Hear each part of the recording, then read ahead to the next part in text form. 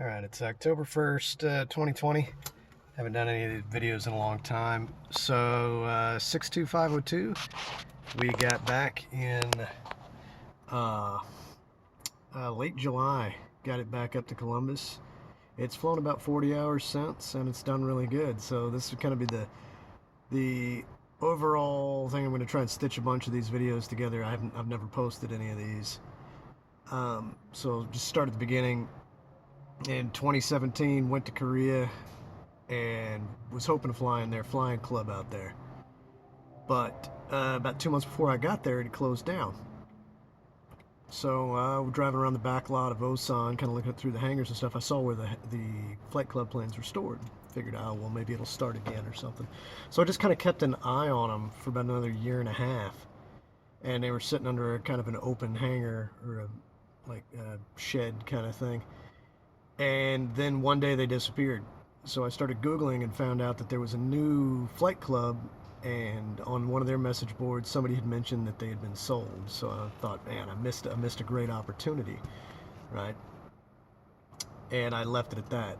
About 6 months after that, somebody, I don't even know who, posted up on the Facebook page for that club. I'm not even sure if it ever got any more planes or anything, that there was an auction for the old flight club planes. So I called up my buddy, who we'd been talking about buying a plane together when we got back to the U.S. to build time and everything and get our fixed wing ratings, and asked him if he was still interested in buying a plane. He said, yeah. So I swung by his apartment, left work for a long lunch, drove down to Osan, and we went to go check them out. And when we got there, it was day 2 of the auction. The day before was the preview, so we had never even seen. I had never even seen the planes closer than a couple hundred feet. And all we had was the logbooks to go on, and we had no clue what we were looking at. And so we opened the logbooks and we started going through and we started trying to compare them on other planes on controllers. I had really no idea of the value of a 172. I thought they were 152s at the time. I didn't even know be able to tell them apart. And so as this went on and we started looking through the books, we realized they were all pretty high time airframes, but for a 172 that doesn't seem to matter. And then we started noticing that ones with timed out engines on controller.com during the time, we found like an M model or an N model, something like that, as close as we could find, because these were all 1981 and 83 models. And so we were looking at the values of older aircraft with timed out engines that were flying, that were selling for $49,000, $50,000. So we thought, well, even if we got to buy an engine for them, well, it's worth it, right? We'll put in a bid. And not realizing, because we weren't reading the logbooks right, that his had 78 hours on a brand new engine, a brand new reman $50,000 engine. This one, 502, had 110 hours on it, and 94 Echo Romeo had no engine logs at all. So we put the lowest bid on that one, and the deal between us was I would buy 2, he would bid on 1, and if we only got 1 out of the 3, we would split it. And if we only got 2, or if I got 2 and he didn't get any, then he could buy one of mine. And if we got all 3, then we just got all 3. We just kind of go with what we can afford. And as soon as I found out they would take a credit card, that kind of changed the bidding. And it was a sealed bid. From what we understand, only one other person bid. And for this one, I paid $6,200. For the one with no engine logs, at the time we didn't realize why it had a question mark on the engine logs on this kind of handwritten piece of paper in the logbooks. What we didn't realize was 94 Echo Romeo has a new engine that, after talking to somebody who had helped with the club close it down, they had pulled out of a can, bolted with four bolts onto the plane, and walked away. Echo Romeo has the engine plug still in it, and it's never been started, and I've got all the paperwork from Lycoming, and a price tag for $49,000. I paid $5,200 for that plane. So after we bought them, we then a couple weeks went by, we got all the paperwork straight on them, and then decided that we needed to figure out how to move them. So, I mean, people move stuff all the time, right? I should be capable of this. So, started devising an idea to come up with giant crates to put them in, so that even if I had to leave the country, because I was PCSing in another 2 months, I only had like 3 months total to do this by the time we really started getting going, that we would build giant crates to where even if I had to move them to storage for a year or two till I could get them out or get them in a container and get them back to the U.S., that they would be protected. The wings had already been pulled off by an A&P out there, pretty much sure the guy that we bid against. And so that big job of it was done. All we had to do was disassemble the tail, crate everything up, and then very lucky, a buddy of mine, Robert, over there, that's lived there forever, was able to coordinate for two 40-foot shipping containers. And I had space left over, so I bought another Jeep, threw the Jeep in the container too, which ended up causing a lot more problems in the port than I would have liked. But we shipped them back. I flew my dad out for 2 weeks, conned him into a vacation to Korea, and in reality, he was coming to help me crate up the planes, and I would not have been able to do it without him. So we crated up all the aircraft, shipped them back. Took about 3 months to get them from the time I stopped. I didn't see it till the time I saw it again, and it was a bit of a nightmare because of the things got messed up in Korea, fines and stuff that we had to pay before we could get them out of the port in Houston. And luckily found a company down there that really saved my butt and got them all out. And because by the time we found out there were problems, we were already about to be getting a $300 a day fine in the port for not being able to get them out of the port. But the essentially liens on the shipment from other companies that the company in Korea had not paid meant we had to pay them in order to get them out. And I mean, it's one of those things, you lose a couple $1,000s, but if you were to go get a lawyer and go try and prove the case, you'd spend 20, 30 grand doing it. So they know that, and they kind of got you. So that's just the way it works. So got it back. Taylor's went to Florida first and got up and got repaired and got in the air. And then I took mine down about November of last year because I had the opportunity to go get it, throw it on a trailer, and drag it from Texas to Florida. And then the company hired down there to reassemble it. And then with all the coronavirus and all that stuff, I don't think we went and picked it up till July and flew it back. And well, now that's pretty much it. Now what'll follow is probably cut in on a lot of this videos and updates of the rest of the process. So you can see in detail what it takes if you decide that you want to just up and buy a bunch of planes in a foreign country and ship them back to the U.S.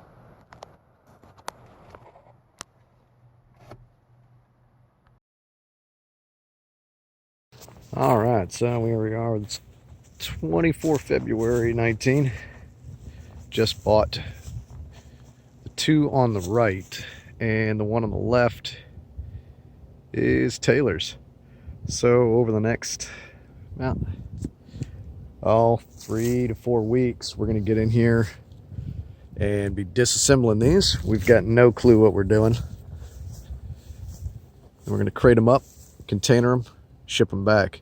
Up to about 2 years ago, these were flying aircraft. So they're the old aircraft, the Osan Flying Club that disbanded in 2016. They've been sitting under cover until about 4 months ago when they needed the room in the hangar, so they pulled the wings off, moved them over here. So they haven't even been sitting outside that long at all. And they look dirty. As you can see, it's another hazy day in Korea. So there's lots of pollution, lots of stuff that looks on them. So they're really not that bad. November 94, Echo Romeo here, they said had an engine that was still being installed, brand new $48,000 engine going in it. And middle one, 62502, I believe, has got about 300 hours on its engine. And the outside one, I think, has got close to 500. So altogether, we stole these aircraft. So we'll get in, pull the tails off, pull the ailerons off. We're going to have to pull the gear off and make some way for them to roll so we can get them in the container. And then from there, we're going to ship them back to Texas. And we'll continue to post. We're going to try and get videos of all the tear down and taking the wings and the gear off, and then reassembling them on the other side of the world.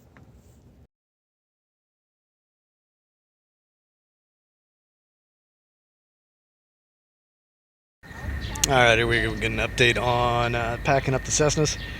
We've built the skid. Move the first one into position.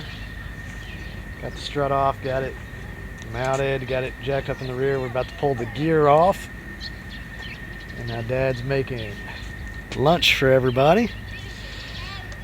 And another couple hours, we'll start getting the sides on, get the gear off real quick, get it jacked down, get it braced, and start getting it boxed up.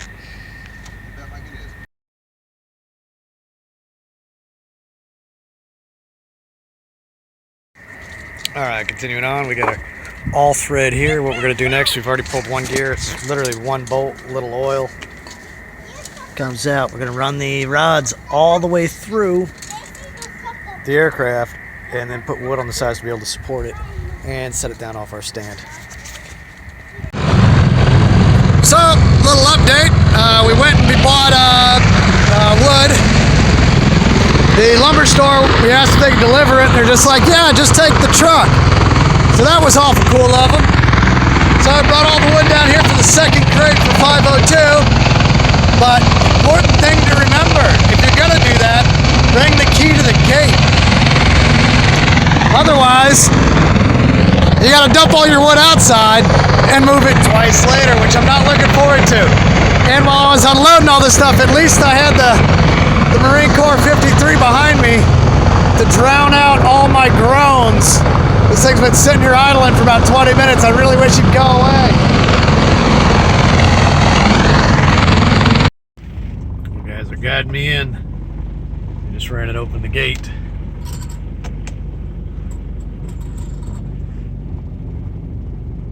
Good job.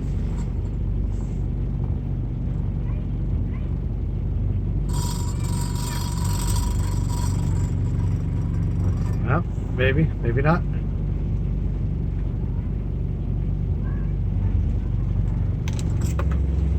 Let's see where they take me.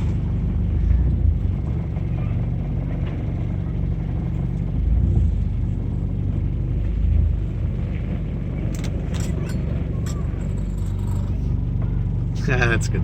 All right, it's Wednesday. I think we've got like 22 days left in country.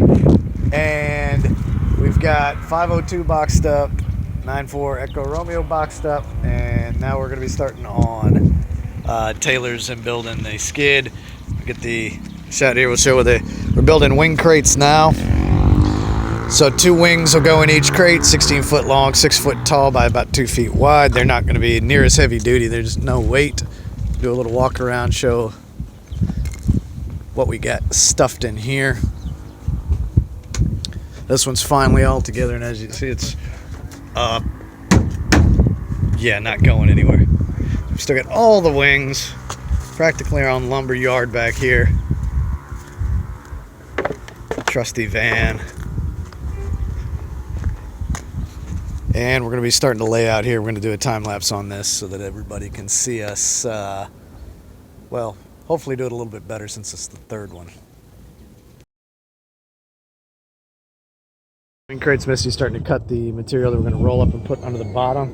It's similar to the well, there's a video on YouTube from a company that ships wings. We very thankful for their idea. One more little bit. This is Lady. Lady, good girl. Absolutely loves being outside. Has hated living in here in Korea with no yard. But she loves hanging out here, but she's definitely afraid of the car ride to get down here. Alright, I think it's the 3rd of April. Do an update video here. Hey, Misty, she's looking at me weird. We got 20 days left in Korea. And as you see, the wings for 547. And the other one of mine are all boxed up, ready to go. Come on, let's go. It's Friday. We're hoping to wrap this up today and be completely done and packed so we can hire the forklift and the trucks to come in.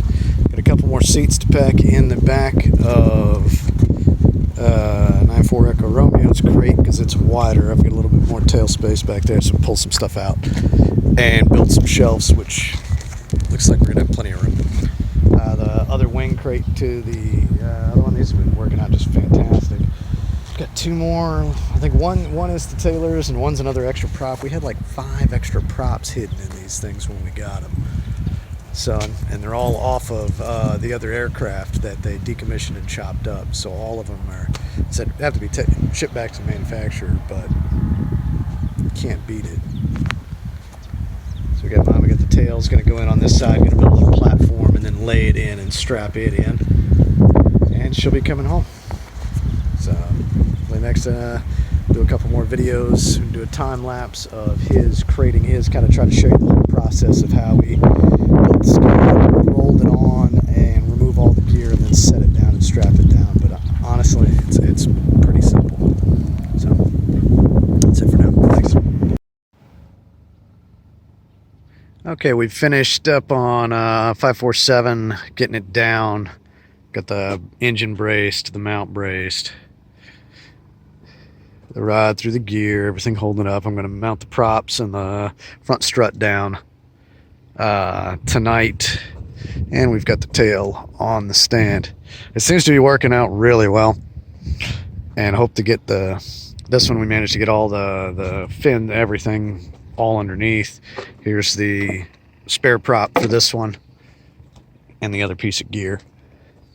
So got a few more hours left on it, and then we're wrapped up, and then we get the trucks and forklift down here and work on the next part of getting them home, and then on to the U.S. Probably take about 2 months to get them there and transported, and find an A&P to reassemble these things and get them back in the air.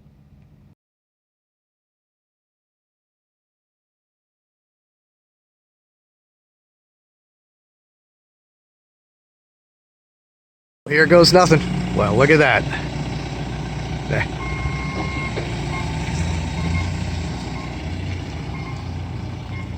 How about that, Dad? Oh, I love forklifts. All right, we are 3 days from getting the hell out of here, and everything's coming together. Got the gentleman with the forklift, gentleman with the truck. We're putting one plane. Oh, isn't that just beautiful?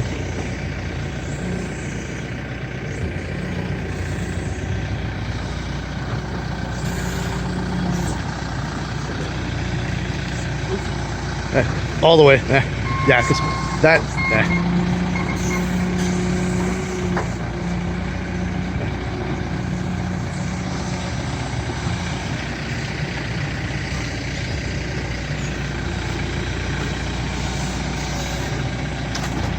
This guy's my new best friend.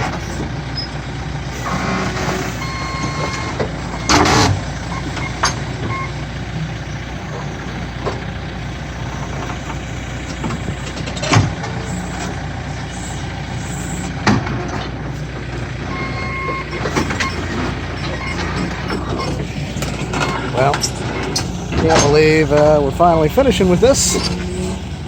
And good job, Dad, on those crates, man. That thing picked up perfect. And I still got to clear, still got to get back there, do tons of paperwork, make $100,000. It's good. Yeah.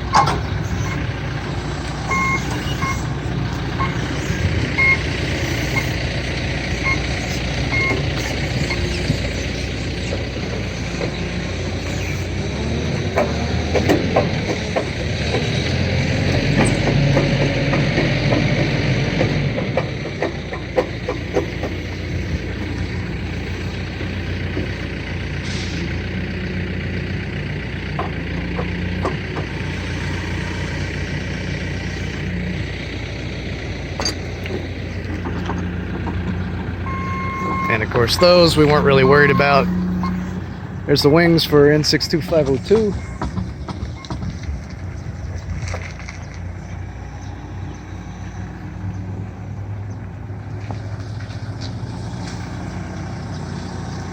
You talk about making light work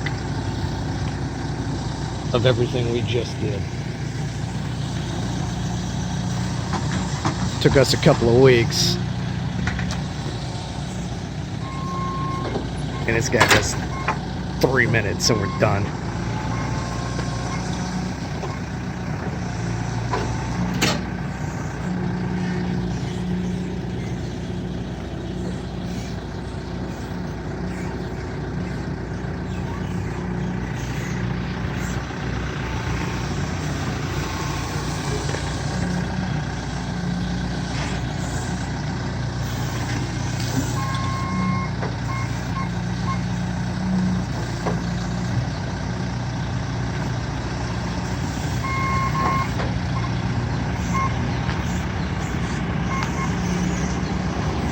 And 6502 is on a truck.